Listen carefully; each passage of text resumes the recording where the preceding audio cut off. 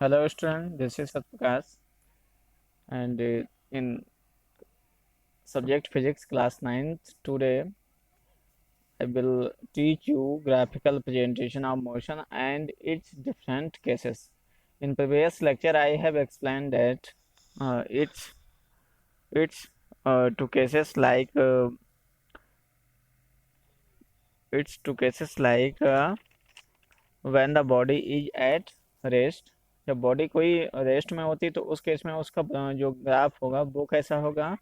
और when body is in uniform motion, और जब बॉडी मोशन में हो तो उस केस में उसकी जो ग्राफ होंगे वो कैसा बनेगा। तो इन दो केसेस को हमने कल सॉल्व किया था, देखा था। उसके बाद के जो भी हैं प्रॉब्लम्स हैं इससे रिलेटेड वो हम अभी देखते हैं। अभी कल हमने देखा था कि when the body at rest, तो एक तो ये हो गया, इसको आपने अच्छे से सीख लिया होगा। सेकंड केस है कि when body is in uniform motion, ये भी आपने देख लिया है।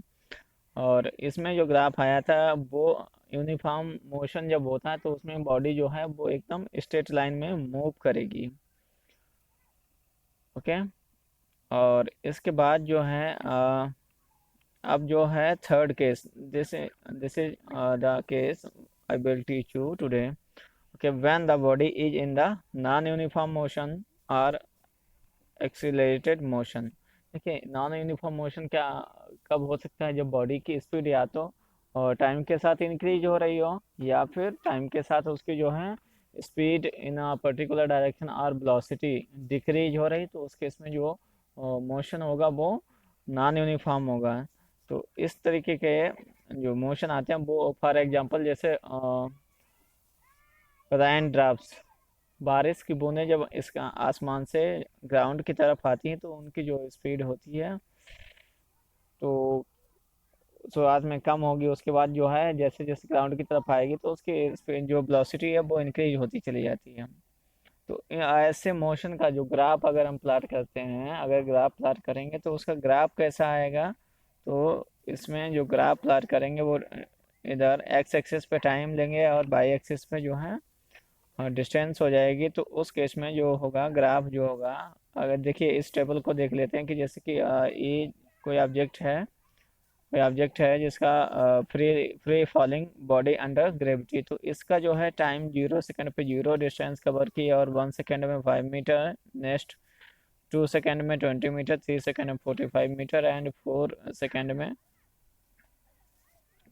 में 80 मीटर हो गया और 5 सेकंड में 125 हो गया। इस तरीके से आप देख सकते हैं कि ये किस तरीके से डिस्टेंस और टाइम का रेशियो चल रहा है। तो इस for this calculation we have to plot a graph.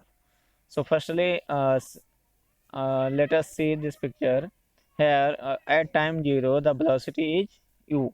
Velocity is u, and after passing some time, there is a velocity b meter per second. After that, and finally, the velocity at time t equal to t1, the velocity is b meter per second. So, plot Cartesian coordinate as x-axis and y-axis, and right here right here distance distance in meter, और on x-axis time on x-axis time. तो इस तरीके से आप यहाँ पर इसको plot कर लेंगे। अब क्या करेंगे, जो आपने टेबल यहाँ पे देखी थी इस टेबल को जरा मैच करिए।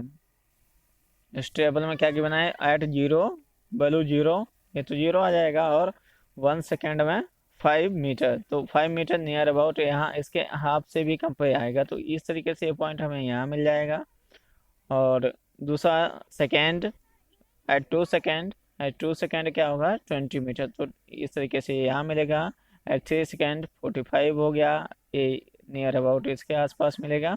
और इस तरीके से हमें सारे पॉइंट्स जो हैं मिलते जाएंगे। अब इन पॉइंट को अगर हम कनेक्ट करते हैं इस तरीके से तो हमें क्या मिलेगा, एक एक कर्व मिलेगा जो कि टाइम के साथ क्या है, डिस्टेंस को कवर कर रहा है। तो इट मीन्स यहाँ पर जो मोशन इसका है वो है कैसा है, वो नॉन यूनिफॉर्म मोशन होगा। जबकि हमने पिछले केस यूनिफॉर्म मोशन में देखा था कि वहाँ पर एक हमें कर्व मिलता है, वो एक वो कैसा मिलता है, वो एक स्ट्रेट लाइन की फॉर्म में मिलता है, वो एक स्ट्रेट लाइन की फॉर्म में मिलता है, जबकि इधर डिस्टेंस होती है और इधर ये टाइम होता है। तो इस तरीके से ये चीज़ें यहाँ पर निकल के आती हैं।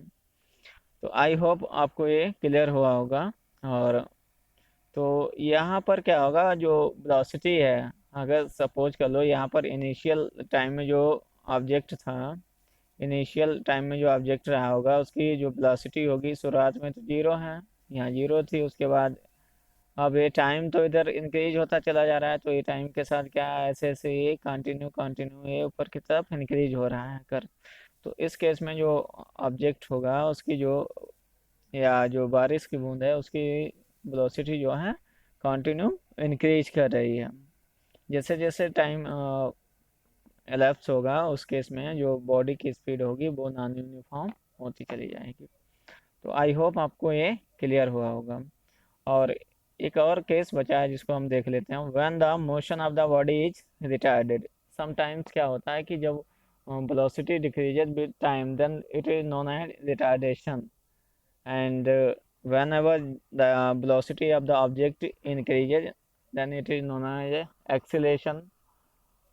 Okay, so let us see the case of retardation. And retardation means when the velocity of a body decreases with time. अब यहाँ पर देख लीजिए, यहाँ पर क्या होगा कि इधर तो आपका ये डिस्टेंस हो गया मीटर और ये टाइम हो गया सेकेंड में। तो इस केस में क्या होगा कि रिटार्डेड है, तो उस केस में क्या होगा, पहले जैसे सपोज कर लो आप यहाँ एक टॉप पॉइंट पे बैठे हैं, तो आप क्या होगा, टाइम के साथ आप कंटिन्यू नीचे की तरफ ऐसे करके आप नीचे की तरफ मोशन करते हुए चले आएंगे। तो इस तरीके से यहाँ पर क्या होगा, वही यहाँ पर चीज़ है कि पहले तो यहाँ से स्टार्ट हुआ, फिर इस तरीके से ये जो हमें ग्राफ मिलेगा, इस तरीके से यहाँ पर एक ग्राफ मिलेगा ये। तो ये जो है नेगेटिव एक्सीलरेशन को शो करेगा। और जो ये वाला ग्राफ है, ये फर्स्ट वाला, ये फर्स्ट हो गया, सेकेंड हो गया और ये थर्ड हो गया। तो जो फर्स्ट ग्राफ है वो हमें बता रहा है कि यहाँ पर जो फर्स्ट कर्व है वो बता रहा है कि ये पॉजिटिव एक्सीलरेशन है। It means the velocity of the object increases with time, while in the second case जब velocity of the object is uniform, it means it changes at a same rate with the time, so we get the straight line like that. So and finally when the velocity of the object decreases, then the curve of the body will be like this. So I hope वो clear this concept and आपको समझ में आया होगा इसको। और अच्छा समझने के लिए और किसी भी क्वेरी को अपने सॉल्व करने के लिए कम से कम बुक की रीडिंग 2 बार करें और उसको अच्छे से समझें, लर्न करें। ये टॉपिक जो है बेटा बहुत ही इम्पोर्टेंट है। ये अभी आप पढ़ रहे हैं और उसके बाद 11th में भी आपके पास आएंगे, आपको 11th में भी चीज़ें ये देखने को मिलेंगी। और उसके साथ जितने कम्पिटेटिव एग्ज़ाम होते हैं जो अपनी उसे ब्रांचों से रिलेटेड हैं या स्टडी से, वहाँ पर भी ये चीज़ें बहुत ज़्यादा मिलती हैं। तो नेक्स्ट केस में आपको हम बताएंगे कि इसके जो हैं वेलोसिटी टाइम ग्राफ जो है ये कैसे प्लाट होता है और इसके जो केसेस हैं वो कौन कौन से केसेस हैं। तो इसको आपको मैं नेक्स्ट लेक्चर में आपको समझाऊंगा। Thank you very much.